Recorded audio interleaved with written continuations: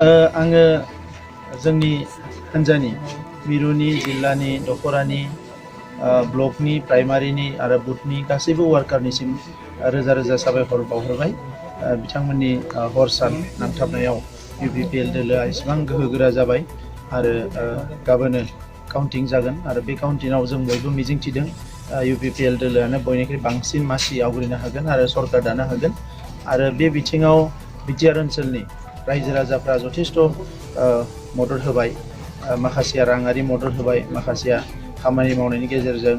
दा बे गासैबो मदद होनाय रायजो राजाफोरनिसिम गोसो गोरबोनिफ्राय साबायखर बावबाय आरो लोगोसे इन्टेलेक्सुयेलफोर जाय बिथांमोना गुबुन गुबुन फिल्डआव थानानै जोंखौ केम्पिंनि समाव जोंनि खोथा बाथ्राफोरखौ एसे गाइड खालामबाय, स्पिच होनायफ्राव बायदिसिनायाव।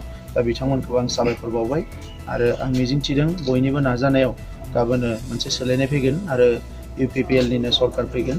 दा बेवहाय बयबो रायजो राजानि गांनाय उखैनाय हास्थायनाय जेंना जेंसिफोरखौ सुस्रांनो UPPLआ खामानि मावनो हागोन, आं बेखौ फोथायदों।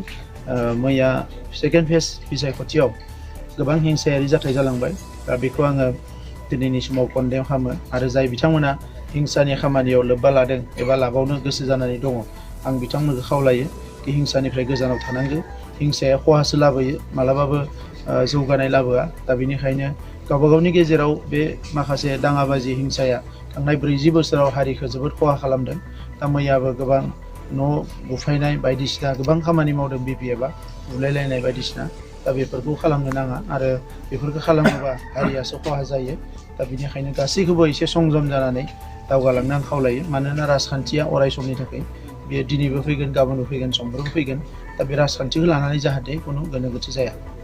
जोबनायाव जिहेतु माने हाग्रामा महिलारिया फैगौ 15 तारिखै जिहेतु सरकार दानो थाखाय बिथांखौ पेन्डेल खालामबाय होननानै बे बिथांनि खोथासो, खिन्थु रायजो राजाफोरनि जि मेन्डेट बेथ' UPPLजोंसो फैदों जों नुनायाव।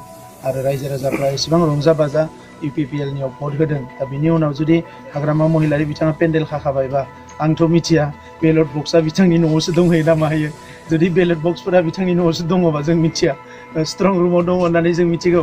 आरो स्ट्रं रुमाव थानाय बेलट बक्सआव बिथाङा बोरै माने पेन्डेल खानो हानो? दा पेन्डेल खानायाथ' थाखाया बिराद बारा दङखाय खानो हानाय, खिन्थु आदारवाइज बिथांनि खोथा बियो। Thank you.